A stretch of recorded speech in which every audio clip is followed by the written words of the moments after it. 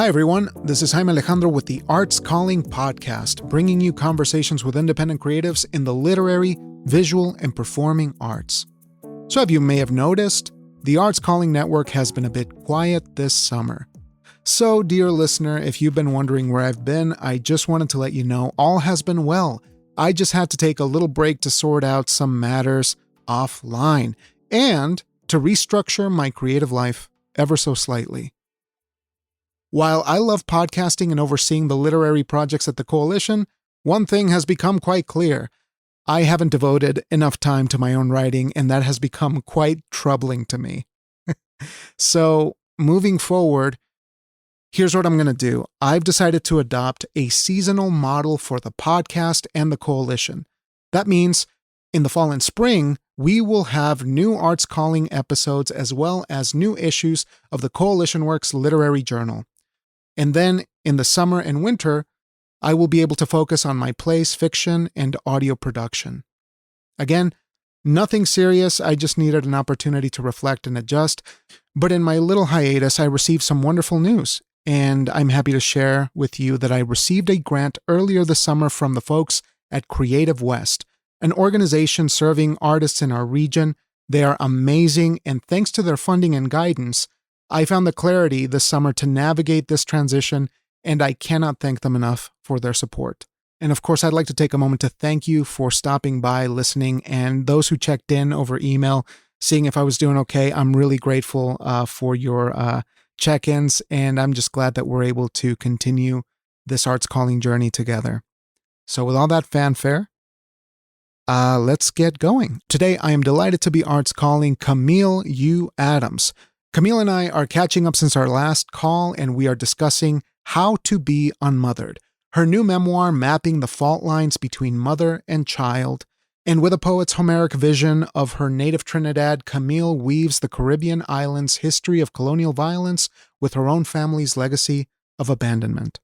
This is a heavy episode, but it's also such a joy. It's a delight of an episode because Camille is a blast. Once you get to know her, you will understand what I'm talking about. But without further delay, and I'm so thrilled to be back, let's give Camille a call.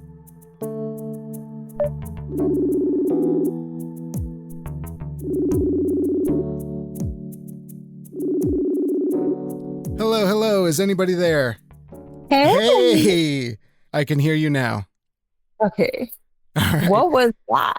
I have no idea. I think we're ready to rock and roll. It's Friday. We can't blame the machine for wanting to take its sweet time to get sorted out. Yes. They are feeling the same way, like it's a weekend. Let's do this. That's right. That's right. End of summer. Well, first and foremost, it's great to see you. I know. Last time it was just voice. Yay. I know. I was listening back and I realized, oh my goodness, we really went to town. I was like, Camille, please, for the love of everything, explain to me how Memoir works. And there was a whole spiel. There was just a lot of work that had to be done to get me up to speed. So I really appreciated that. I love talking about it. But listening back, I felt like I had a really good sense of where you were coming from. And now that you are on the tail end of this particular cycle, getting the book out into the world, I just want to congratulate you because that's amazing news. And thank you. I have been away from the internet a little bit. And so the last couple of days I've been trying to catch up on all things Camille and what you were doing. And you were doing the podcast circuit, listening to a lot of those conversations, which were amazing. But I guess I'm curious how you feel now that the book is out in the world and really what the tone is as the book is essentially out there. And maybe we could take that opportunity to learn a little bit more about the book, what it's called. And okay. Yeah. Oh, I should have it right next to me. So, okay, wait.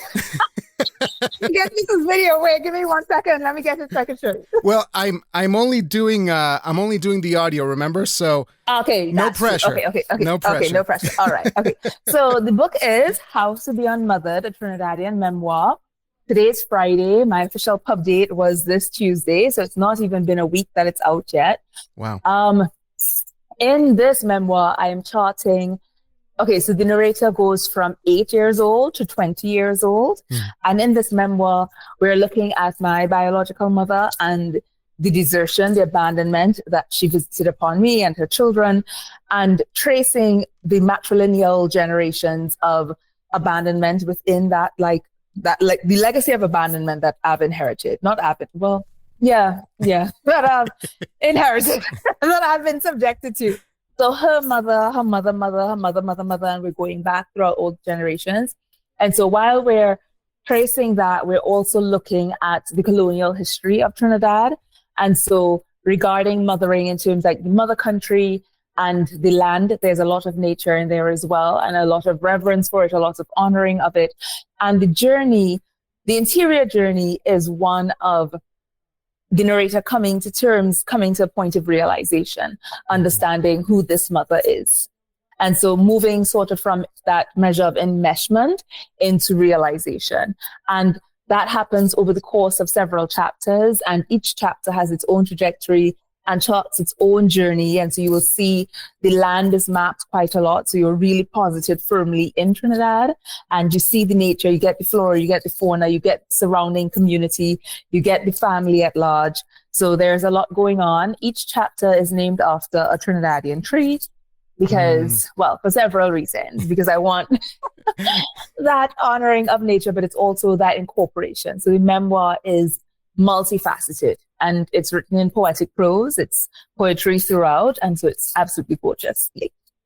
And it is, I imagine just this gem of a book. I've had the pleasure of reading some of your other work, and I just know that it's going to be something that is very uniquely you in the way that you blend cultural, context as well as your own voice that is just firing on all cylinders and really doing a lot of wonderful, wonderful things. And we're going to get to it for the most part, but I'm essentially curious here how you see the book now, because as we were talking, which was about almost 3 years ago, 2.5 years ago, if you can believe it, you were still in the process of shaping what it was going to be. So I'm very curious, kind of eager to know how these last 2.5 years have transformed this work. How did they give it, a clearer version of itself, and what does that look like now? I love that question. How did it give a clearer version of itself?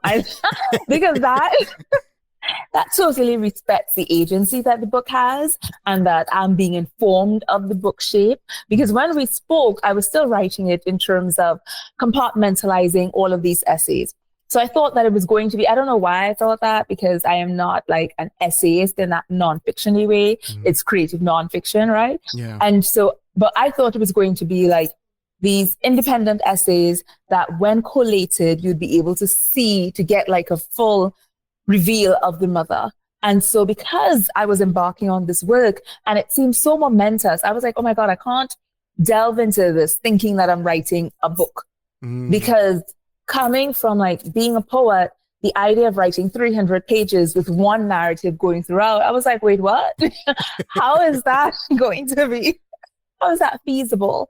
And as I continue to write, and I love that I did this myself, right? Like cerebrally, this is how I thought of it. And then the book revealed the arc. The book revealed its own narrative. And I will say that my editors helped with that as well. But the book showcased how what I had been thinking of as being like these pieces stand on their own actually weren't. They were just chapters that were developing into this culminating point. And when I got to that, I was like, oh, wow, yes. Well, that's so curious, because I distinctly remember you mentioning that at that point you were speaking in terms of essays, and to find even a larger cohesion, I imagine must have been such a wonderful epiphany. And maybe we could go back to the beginning a little bit, because I heard an interesting anecdote, speaking of epiphanies, when you were talking about how you were sort of given the green light, you were led to start working on this work because of something that happened on your trip home, which kind of blew my mind. And I kind of think that it would give us a good context, a good sense of where this kind of energy is coming from. I said that I wasn't going to tell anybody about this. And this, I swear to God, no, I'm laughing. I'm laughing at myself, because it's the same way that when I write, I was like, I'm not putting this in the book. Obviously not. And then So I had 2 book events thus far, and I have several others coming up. So I had one on Monday, one on Wednesday, and thus far, 2 people ask me questions, and this story has to come up every single time. Then. Sorry. And so I'm just amused. I'm tickled because it shows such naivete that you think you have control, right? Okay, so let me give the exigence of this work, which is very powerful, and this is why. And you're quite right. You've hit the nail on the head. The work has its own urgency, and it's because of the way that it birthed itself. So I went home to Trinidad in 2018, went home for Carnival, and I'm playing Mass. And so for Carnival, Monday, Tuesday on the road, having fun, blah, blah, blah, blah, blah. And so I was going to parties the whole week before, playing Mass, everything good, right? And so then on Ash Wednesday, which was actually Valentine's Day as well that year, February 14th, after Carnival officially done, the cultural tradition is you go to the beach and you cool down. I was like, okay, yeah, we're going to Maracas, right? So going over all of these hills, these mountains, valleys, all of that, take the whole drive, going over to Maracas, lying on the beach with my friends and family or whatever. And having a whole time, the water doing what it's doing. And I was supposed to come back to New York on the Thursday. And so I was like, when you go home, how it is, right? So it's like this sort of like lamenting. I was like, okay, before I come back, let me go and take one last dip in the sea. Let me take one last, I just going in, the sun was about to set just before we're packing up to go. Let me go and take one last dip. And I walk into Maracas Beach, walk into the sea, and just up to my knees, nothing far. And literally this huge wave that nobody saw coming, couldn't anticipate, rose and did like this, like a curling arm, it's like a palm, like a hook, and he wrenched me out into the ocean and pushed me down to the sand bed as well. Oh, wow. And so, yeah, it was quite scary. And so, you surface once and I'm trying to wave and I'm trying to scream and nobody's hearing because soca blasting on the shore, and I'm being pulled out further.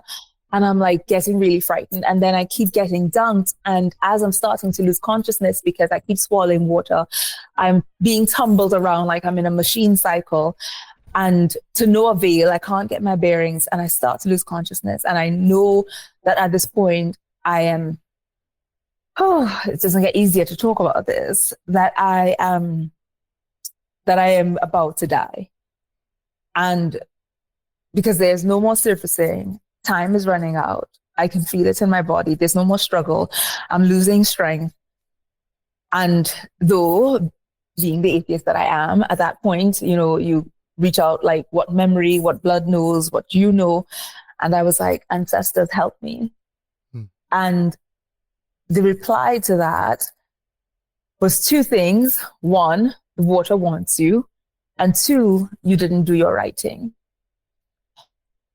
And at that point, being told I didn't do my writing, I experienced the greatest shame and regret and pain and agony that this is at the end of my life and I haven't fulfilled my vocation. I haven't done what I'm supposed to do. And so I plead and I'm like, if I get out of here, just get me out of here, please. And I will do it. I will do my writing. I will do what I am meant to do. And I spent a week in the ICU. My one lung was completely filled with water. The other lung was 3/4 filled, and like all of the bacteria and all of that as well. And so the doctors were very puzzled as to how I was still alive because I had been under so long. So they expected brain damage, all of these things. And obviously I knew differently. And so as soon as I got back to New York, so that was in February, I applied for one Ph.D. program because I wanted to go, and do it in Florida.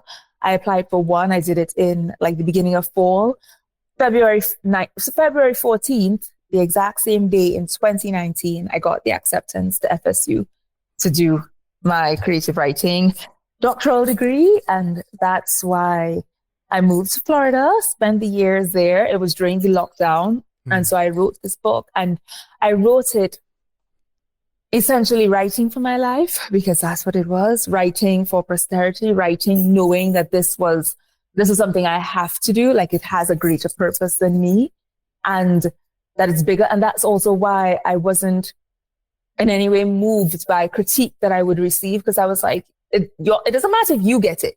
It's not for you, right? Because obviously I'm in a like, majority white, like creative writing program, and I'm writing, and I'm writing completely differently, and I was like, that is not for you. That's not your business. Don't study that. And I wrote with that sense of having to be absolutely truthful. And I mean that, baby, in terms of voice, in terms of narrative, in terms of not changing any details, no names. Everything in my memoir is like a living map. And that's because that had to be told. And so, yes, that's why there's such submission to what the writing wants, because it nearly took my life. So yeah. See, there's so many things I want to ask you, but first and foremost, I want to let you know this is why people keep asking you for the story, because there is something magnetic about the way it sort of gives us that additional component that we need to kind of understand the work a little bit better. Maybe it's just, a little bit extra stuff that we're kind of looking for, but maybe that's a question for you, is like, why do you think people keep asking you this question? And I got a whole bunch of other stuff. No, okay, let me answer. Why do I think people keep asking me? Because the work is so different. And when you read it, the work is so different. It's like a song, it's poetic prose, there's such urgency on the page. Like you can feel this fierceness. There's such resonance. It's doing something that other people have not done. It's such a means of depedestalizing motherhood and calling it out in such like a virulent, vociferous way, and that it's speaking to people. And so every time I talk to people about it, they're like, people start telling me their story, and there's so many tears that are evoked, right? And so much pain. And they're like, this is in my family too. And they whisper, because these are things that they never allow themselves to confront, right? And I'm talking not just Caribbean people, I'm talking like in a global way, right? Yeah. And things that people don't typically say, topics that we don't broach, the ways in which we don't contend with motherhood. We don't dare say that they're abusive mothers, right? And multifaceted in terms of the abuse. And so when people read it, there's so much detail. And that's what I keep getting back. They're like, Camille, my God, there is such vulnerability. There is zero holding back. Like you read it and you feel as if you're there with me. Like it's so visceral and so cinematic. And that is at once like very appealing, but also I think people are like very taken aback by it, because when people write, even in memoir, there's usually a veiling. And in this, you read this and you feel very pulled in. Right. And so, there's nothing hidden. And so I think people are, that makes sense. They want to know why. How could you write like this? But two things. I do believe that maybe it was the perfect time to use this pandemic sort of slowdown period for you to be truly in the zone and truly be sort of focused on what your voice actually is, which I can't imagine. I mean, it's got to be so complicated, and I didn't, get a master's or doctorate or anything, but I understand that these kinds of workshops are very much tailored to, and maybe you can clarify this for me. Is there a pressure to feel like you are coming out of a certain workshop or a certain academic institution with that kind of voice?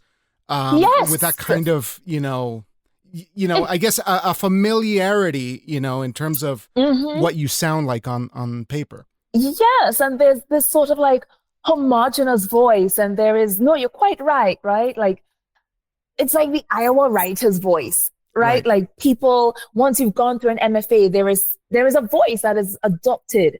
And there is this sort of like, this is the means by which you differentiate yourself from the common masses, right? Like this is the arc, this is the prose, this is the rhythm. And my writing sounds nothing like that whatsoever. And I also sound very much like I'm eschewing academia, even though I have a doctorate, right? I'm like, no, I don't want this in academia. That's not where it is. I need it to go home to people, right? Because I'm writing it for people and my people. And so, my workshops were a bit contentious. And I said this on Monday, that I just stopped going to workshop. Like I did in pandemic, like during the lockdown, because we are still in the pandemic, COVID is still around, whatever. During lockdown, like as soon as I'd finished like my required classes, and some of them were wonderful, like some were fantastic and some was like, all right. I was home. I sat in my space and I listened to myself. And I did not want feedback I didn't want feedback, period. One, because, and I know how that sounds, right? That is so anti like workshop. I know what it sounds, but it's not hubris. It's trusting the writing, because this was such a journey, and the journey wasn't just about like getting published or about prose. This was a journey about my life, like my actual mortality.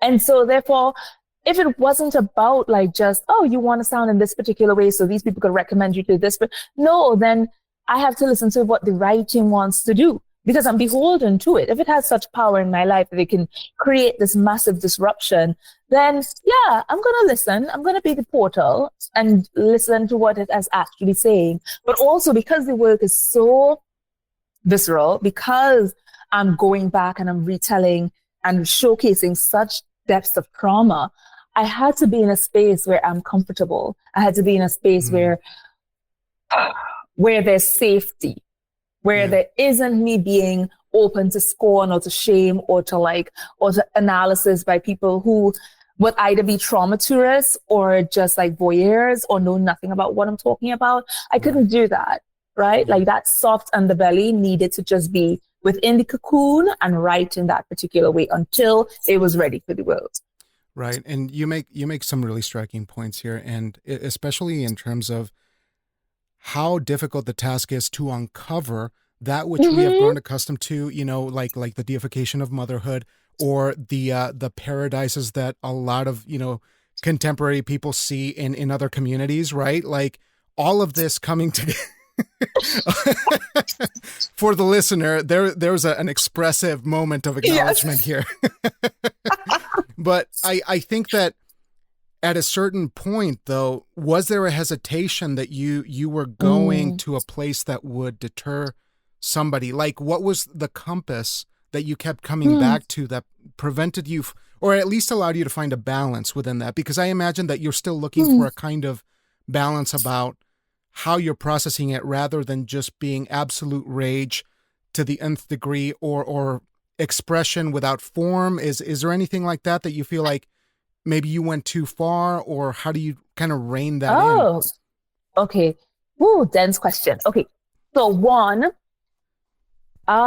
this isn't purging. I'm a writer. I'm a very talented writer. And no, and I didn't mean No, I know.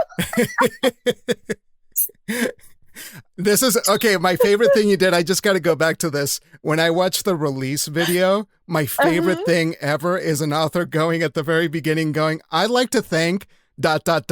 me.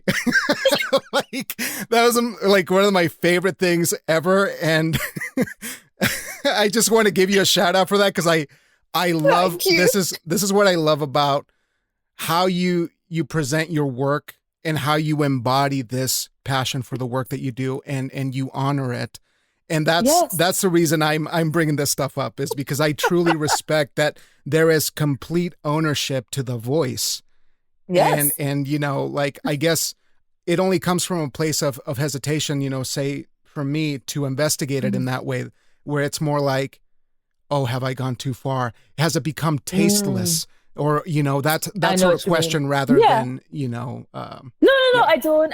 Yeah. I don't think that you are like in any way being pejorative. I do think that that's a valid question, right? For like writing memoir, because we've all read work that is so concerned with being purgative that it's not in any way, or like being cathartic for the writer, that it's not curated, it's not crafted, it's not actually art. And so there's a difference between a diary and like artful writing.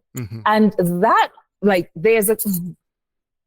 that comes down to craft, that comes down to purpose, that comes down to time, and that comes down to skill, right? And so I think before a writer is able to form like an actual narrative and an artful piece, something that's beautiful and something that's readable by an audience, the writer, the memoirist, not just the writer, because memoir is quite different in its genre, right? The memoirist has had to come to some measure of understanding for themselves. If you are still railing on the page because you are processing, right, then you are not ready to write this. I couldn't write it before. There were times that I would have thought about writing certain things and I didn't know what I needed to know. And I wasn't at a point where I have enough distance and enough strength to pull myself out of just flaring on the page. That is in no way to deny that there is rage in the prose, and that's necessarily so, especially as a woman, especially as a Black woman. It is necessary to make use of rage, right? Because that's something that's denied us too often. Well, attempted to deny. I embody my rage because it's needed, because what rage is? Rage is defense of your soul and of yourself and of your higher being. And so when people try to strip that anger from you, so you walk around like trying to be all humble and like turn the other cheek and all of that rubbish because you don't want to be this angry Black woman and all of that nonsense, then people trample all over you. Rage, anger is just like any other emotion. Anger is a communication. It's an indication that someone has transgressed against you. Someone has trespassed against you. Someone has done something that is in some way a betrayal of your truth, of yourself, of who you are. And so, yes, there is rage. There needs to be rage. If you've been abused, you should be raged. You should be ragey. You should be rageful. You should have rage against that. But if that's all there is, then that's more so for a therapist, right? As opposed to being a writer. And so that's where the difference is. I'm not asking the reader to bear the burden of my feelings and to help me. I've already processed it. And while writing, there's greater insight that I garner, right, from writing, but I didn't go into it completely ignorant. I went into it knowing, oh, this mother has done this, and this is something that is in that matrilineal line, and this is something that she's done for spite. And this is what I'm coming to prove. The reason for the writing, especially in the title, the how-to, is an edification. Like I'm educating people about what insidious maternal abuse looks like. Because, and I've said this before, and I'll say it now, like we're very easily able to locate like different forms of domestic violence, right? Like let's say a man hits his wife or something like that. We can see that. We understand that. We know that that's domestic violence. Or if you're talking about like a parent beating a child, yes, people are able to, not even to the extent that they should, because that's still something that's not even it's not even fully abolished. But anyway, if we could see those things that are more tangible, people have an easier time of regarding it. But we don't look at all the other forms of abuse that women are particularly like skilled in making use of. Verbal, spiritual, psychological, physiological, in all of these different ways. And so that's what the text wants to showcase as well. But I had to know that. I couldn't be writing this and triggering myself and coming to terms with it while I was writing and having the onus be on the reader to inform me. I am already informed. My text is informing you so that you can be like, find it resonant and be like, oh, I experienced the same. That's lovely. And I think maybe there's an opportunity here to discuss, because we don't want to do spoilers exactly, about the work. We highly recommend that folks go and read this. Get a copy as soon as possible, and we're going to have links in the episode description so folks know where to get it. But there was an excerpt that was released recently, and I'm hoping that maybe we could talk about that particular piece that was in a local, when was it? It was I had it written down. It was in the Trinidadian last year. That's right. Yes. Yes. Just to provide a little bit of the content, a little bit of the matter that is being addressed. And I have to say, it's just so heartbreaking, but so honest. I got a chance to read that piece, and just as an indicator of what the entirety of the work is, it's going to be absolutely a brilliant read. So if maybe we could talk about that excerpt, maybe give us a little bit of the context there. Why that piece in particular? Why do you feel that one felt like a good way to introduce folks to the work? Because the work is nuanced, right? And like I love that word that you just said. It's so honest. And in the honesty, like, okay, when we're passing through experiences and we're trying to determine what the truth is, it is usually typical. It's quite complicated, right? Things aren't typically just black and white. And so I wanted to show in this excerpt how you can be waylaid into thinking this. Okay. Because I don't want to delve, but I'll go with it. All right. You're figuring out something, right? And it's like, imagine this tangled knot. And the only way, or imagine like this hydra, like 6 heads, right? Like this monster. And every time you like try to slice off a head, it regrows. And so you're contending with all of these lies or all of these forms of illusion. And the only way to make sense is to have like this direct truth. I wanted to show in this excerpt how someone can endure violence and themselves be perpetrators of violence. And so the ways in which women have gotten away with like that deification that you mentioned, like that pedestalizing, because you can typically see them being victims of violence, right? Like, let's say you have a mother and she's being beaten by a man, right? It's like, yes, she is the victim. And so, and what does that mean for a child as well? What does it mean for a child to view that and to then be made to feel sorry for her mother, obviously, because that's the typical response. That's how you're going to feel. But that is not the end of it. That doesn't preclude then the mother herself being a perpetrator of violence. And how much worse is it? How much more insidious? How much more disturbing and perverse is it for someone who is being victimized to use that to actually manipulate that situation and use that as a means of like emotional taxation for a child and psychological control to then abuse further? The compounding of that is so disturbing. It's what I wanted to map, so that you have to go through these technicalities that doesn't allow you to sit safely in black and white and just have this binary opposition. Well, he's bad, she's good. No, this is how you could have mistaken that. And also because I'm talking about narcissism, well, I'm not talking about it, but I'm showcasing it. It's something that can make people feel like they're a bit mad, right? Like you can't really determine what the truth is. And that's because there's so much gaslighting. And so I wanted to show how a child could have the vision clouded because someone you love this mother, you're capable of love, you have this attachment, and that is being used against you.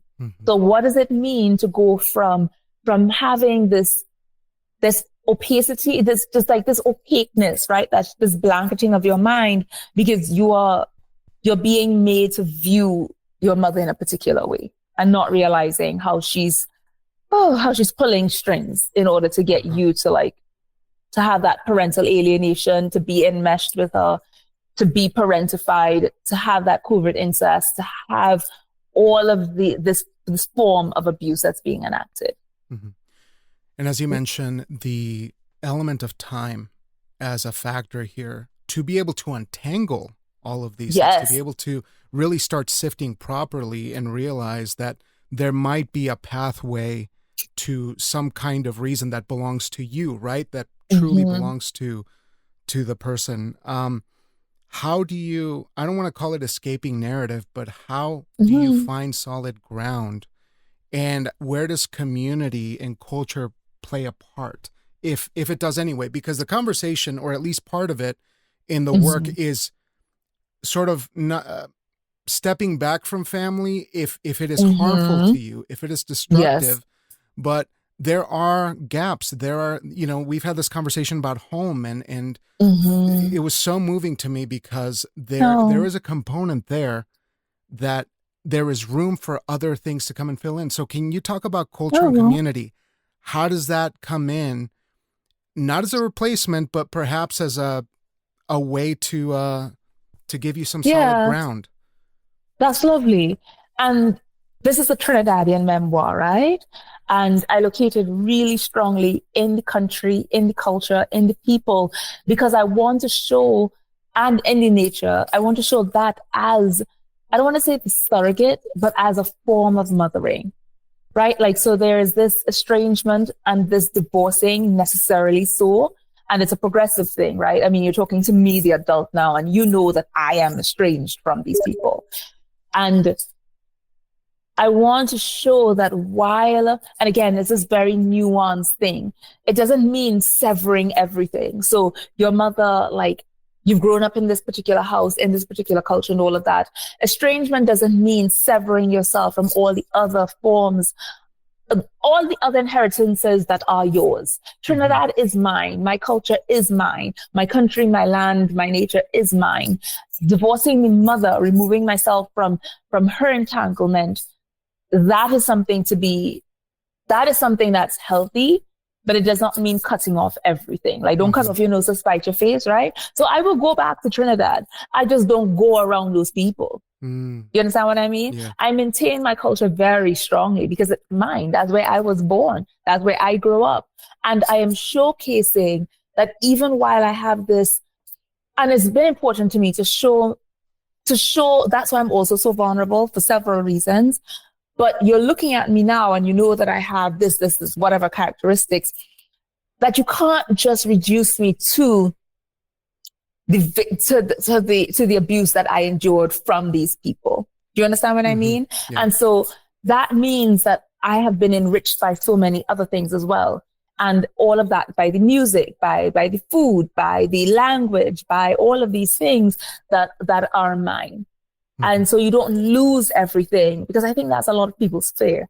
Like, you cut off certain people, right? Like, you go no contact and you lose everything. No, you could cut off these people, but also community has been a replacement for that. And I said this on Monday, but one of the most beautiful things about being this open and this honest is that when I did seek out workshops thereafter, like Tin House and Root Rooms Words and all of that, I found my community, other people who'd endured the same or similar, and they were also quite honest. And we found solace in being able to be like, these are the people we could actually talk to, people with, who are similarly talented and who have processed and are processing as well. So when you're so revealing, you're not in any way like in danger of being criticized, because these people know what it means to deal with like really tormenting parents. Oh yeah.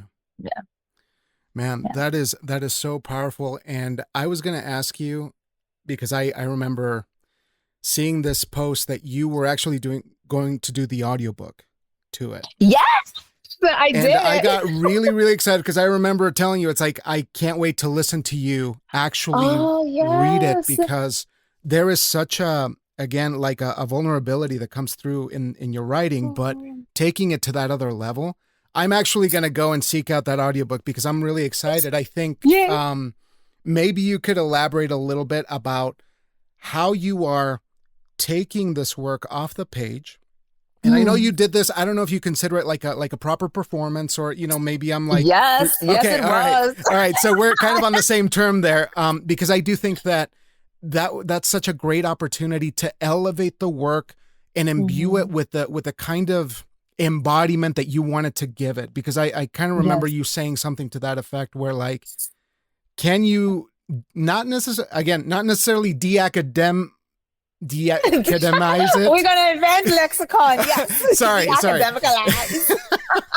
But no, you had said something really interesting. Something to that effect of like. How can you make it more true to you, and can performing it in a way bring it closer to that? And maybe you can, I'll let you do that instead of me coming up with some words. Oh, that's so lovely. No, I like the words. I picture myself, and I'll use that very benign verb right now, but it's more than just picturing. I believe myself to be. I see myself. I embody the griot, right? That chansois, that storyteller.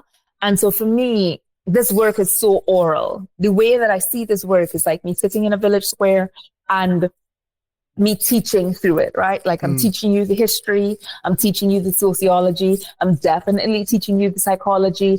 And I'm reaching you in this way, like it's an epic, right? It's like this poetic epic. and I'm taking you through this narrative. And in so doing, there's this calling in, right? It's like a call and response, and you're being invited into this experience. And you see that when like I have, you know, appearances, like I talk to the audience so much because I wanted to be this back and forth. And so doing the audiobook, it felt like that's a medium to which it belongs, period. Like I love writing on the page, but I wanted it to be heard. And because there is so much rhyme and so much rhythm, and the actual sound of it is a storytelling means as well, right? Like that is its own medium. Like there are places where it speeds up, or places where it's a little bit more soft and more languorous and more comforting or whatever. And that's mimicking, or that's imitating, or that's conjuring a particular meaning, a particular theme or particular topic. And so when I got to do the audio, oh gosh, it was just, I need to do more of this. I'll be writing just to do audiobooks. No, I'm kidding. But they scheduled me for a week, and they were like, okay, in case, because you know this is your first audiobook, in case you need more than a week, we'll have some more time in the following week. And then by the end of the first day, they're like, oh my God, what the hell? Because like, I did it in 2 days flat. And because it was such a powerful thing for me. But can I tell you that in performing it, because you're right, it wasn't reading, it was performing it. There were so many places, because it's delving into the whole work again. And I was a little bit anxious about some places. I was like, oh my God, this is going to be hard for me, right? To have to like go back into it. But it was like a whole different self interacting with it in a whole different way again. There were places where I felt myself like fully present and fully theatrical, and places that were so moving, and other places where I was teary and that I was crying, and they left it in the audiobook. So you'll hear, yeah, because it was so genuine. It was so authentic. And the editor, oh my God, working with Transform Media, they were amazing. And my editor was like, wow, no, we're just leaving it as such. And because reading those parts, there was such depth of emotion there. And so I think, and there were things that I came to terms with anew, like reading it.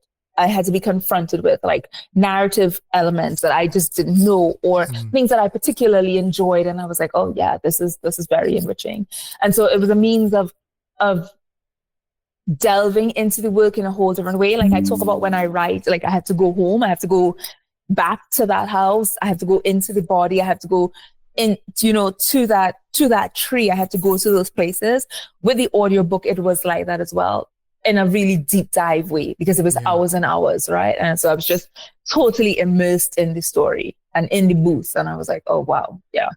I got to applaud that, because usually I've produced audiobooks before, so I know that they are quite a thing. They can be. And so I got to applaud you for that, because that's some next level talent there, to be able to just muscle through it and get it done.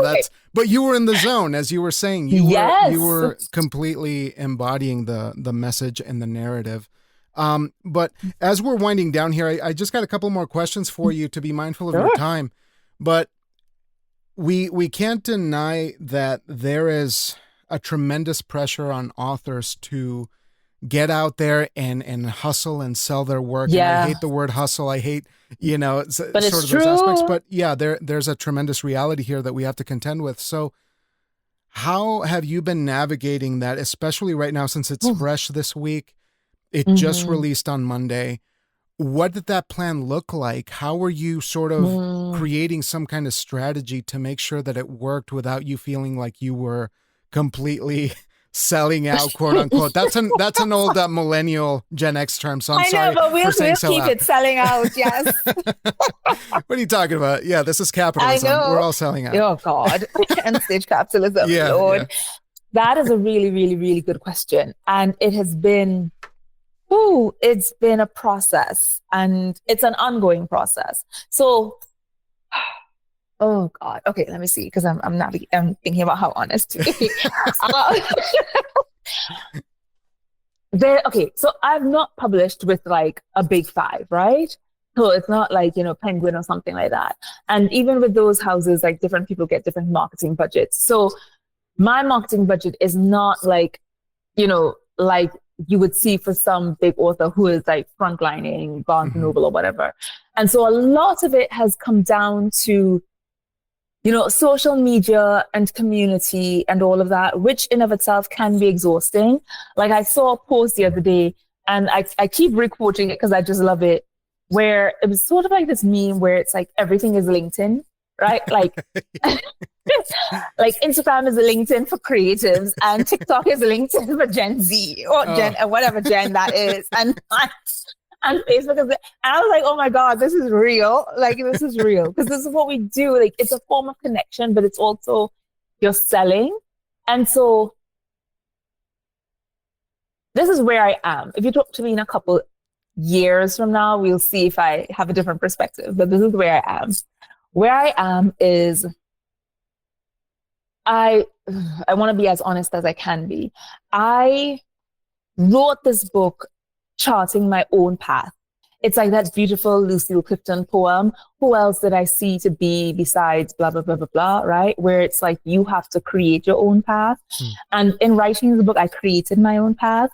And the book is successful to me in that regard because it's really well written.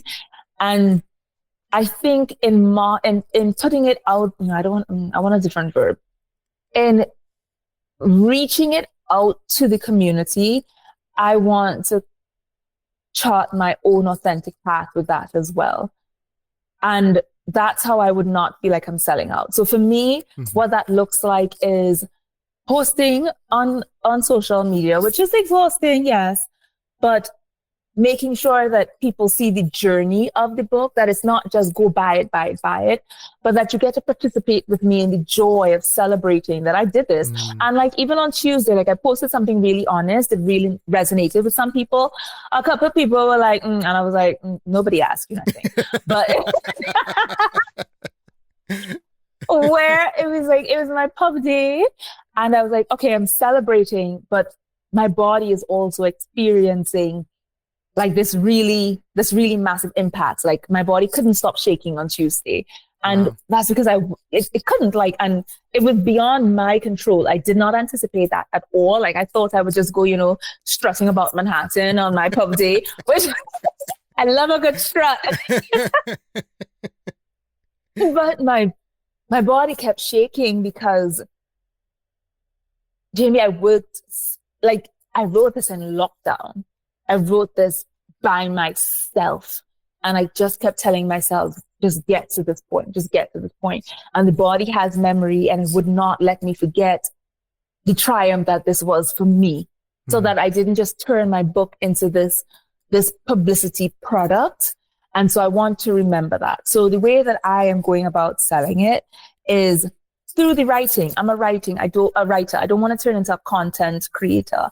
And so you will see some essays coming out soon where it will reference the book. And I hope that pushes people into the book as well. But there's some things that I want to do as well. Like I want to grassroots this. Like I want to go to Trinidadian restaurants and spots and put up flyers, and be like, because this is who it's for.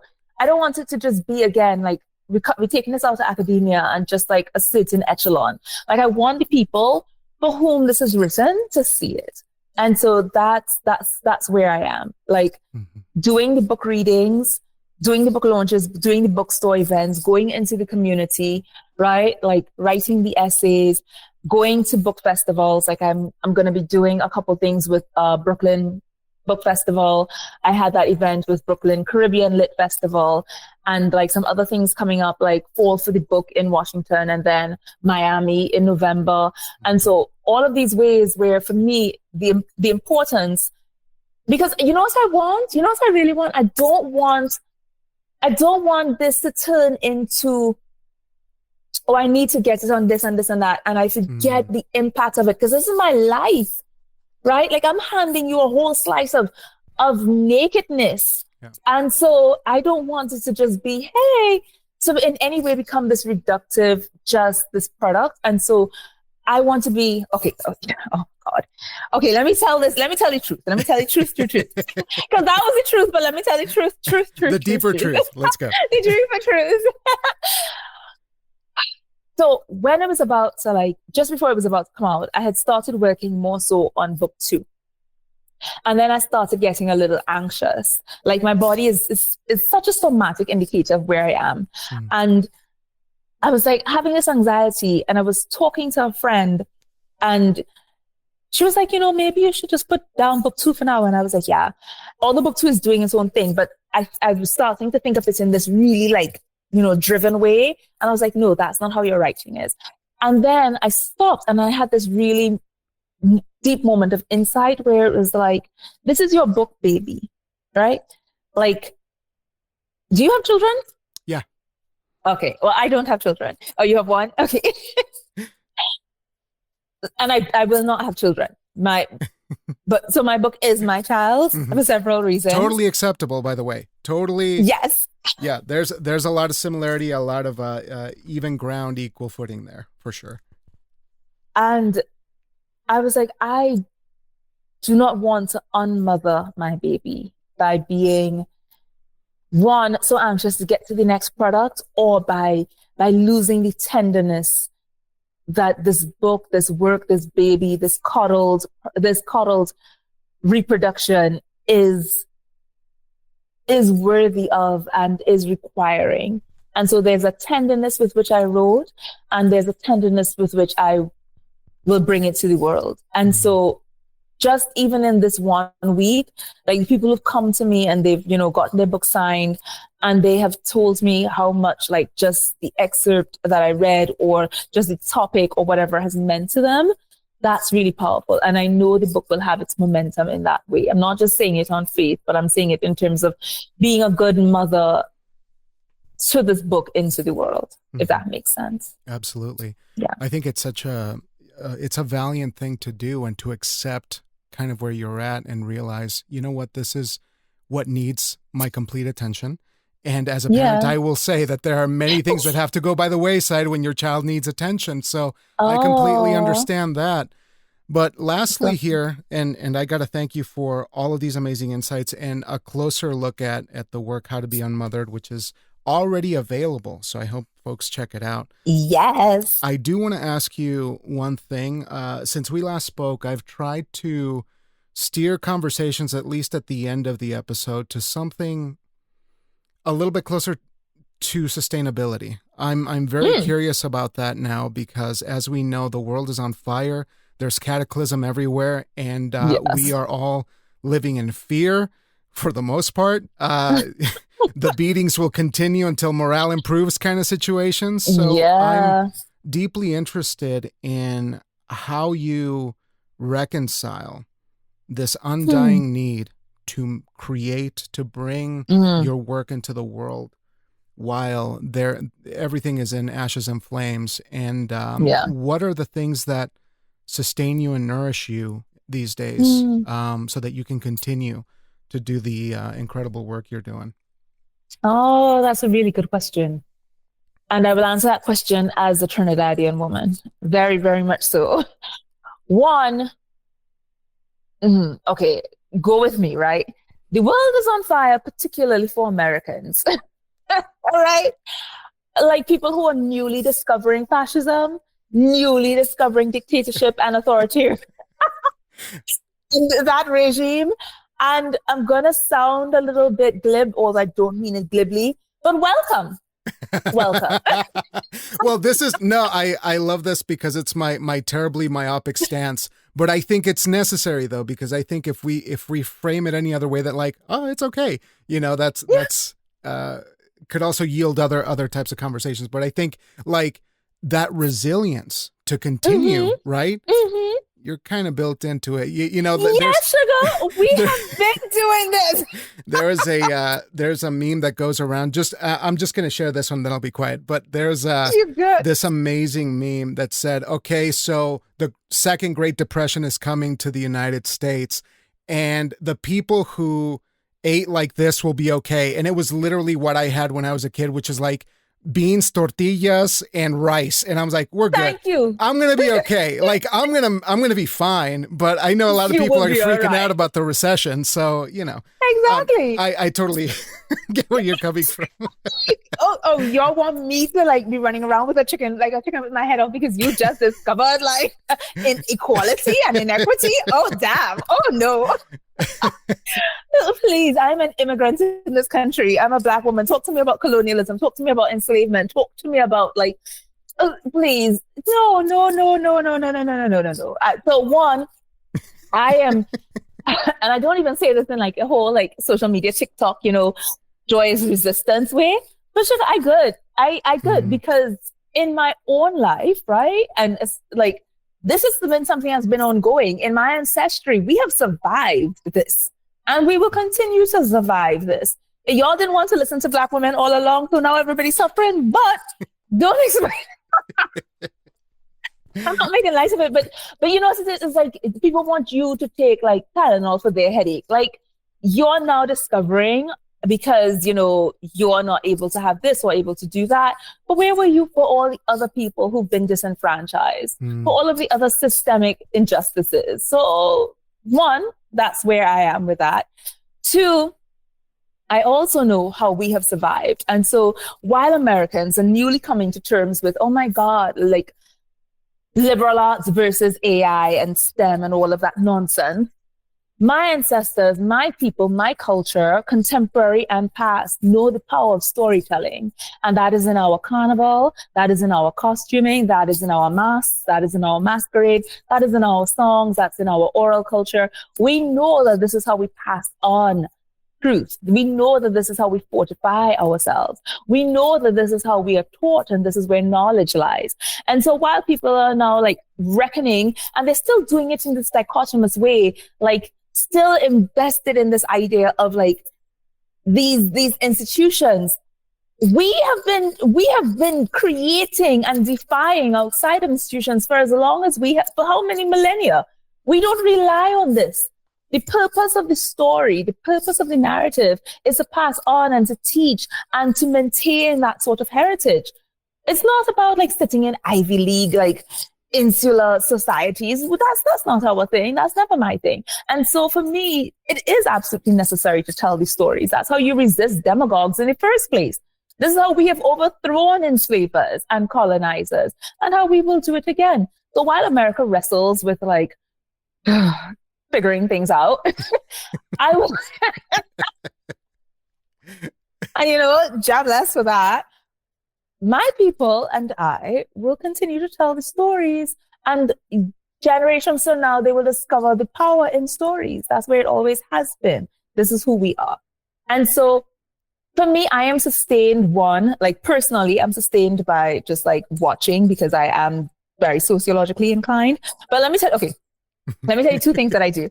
I love walking in nature. That's how I am nourished, right? Like I go into the park a lot. I go into trees. I go upstate. I'm like, give me all the trees, all the river, all the waterfall, all of that, right? All of these things, sentient nature that gives me peace and all of these good things, a form of communication. While again, Western scientists are just coming to terms with the fact that, plants and rocks and the sand and all of that is actually alive. All right. We've known that for how long? The other thing though, and I'm wondering what this will turn into, is that I've been behaving like this flaneur for a while, where I've just been walking around New York, and this is one of my obsessions, and I've not found anybody who shares this obsession, and I'm waiting to find that community, where I'm walking through New York City, and I'm like, do y'all not realize that New York is dying terribly? Like, it is quite so. Like, there are so many places that are shuttered, so many places that are so derelict, so run down, so, like, deserted, and I'm really taken by the ideology that keeps people thinking that their city and their country is like this superpower versus the reality. And so there's a bit of like, I don't know, I find it fascinating. So I tend to walk around Brooklyn and Manhattan and other boroughs quite a lot. And I'm looking at the country, I'm looking at decline in its face, and I find that wondrous. So this is just me charting. Okay. Yeah, go ahead. Finish this thought. Like how marvelous, and I know how this sounds. I know how it sounds, so people don't come for me. How marvelous is it to like live when live in a country at the point of like empire falling and crumbling. I find that so fascinating. Like I've studied it in social studies books as a child in primary school, but what does it look like to actually witness an empire falling? I don't know. Whoa, I find that fascinating. Yeah. Okay.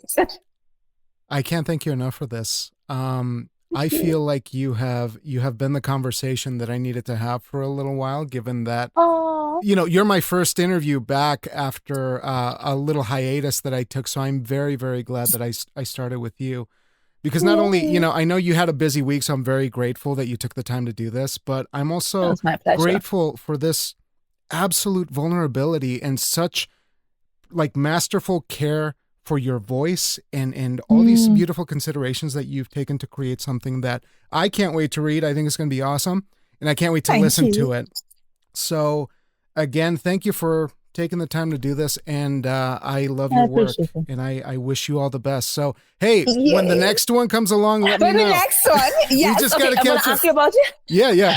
Are you good? Like your hiatus? Like, did you go and have like... Yeah, well, what happened is, you can say there was an existential moment where we had to figure out things and this or that because of the political climate. But I think the greater question was, I love producing this. I love the work that I do in this community that's thriving, but I'm also a writer myself. I'm also a performer myself. And so I found myself having to figure out how to balance this so that I could actually finish a play every now and then, or finish, some work, because I love, what I'm doing here, but I also have a calling to actually do my own work.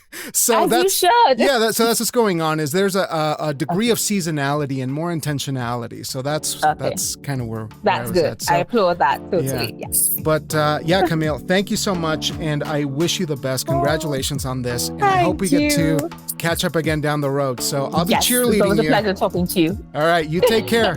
Talk soon. Have a great weekend. Thank you, Bye. Jamie. Okay, bye.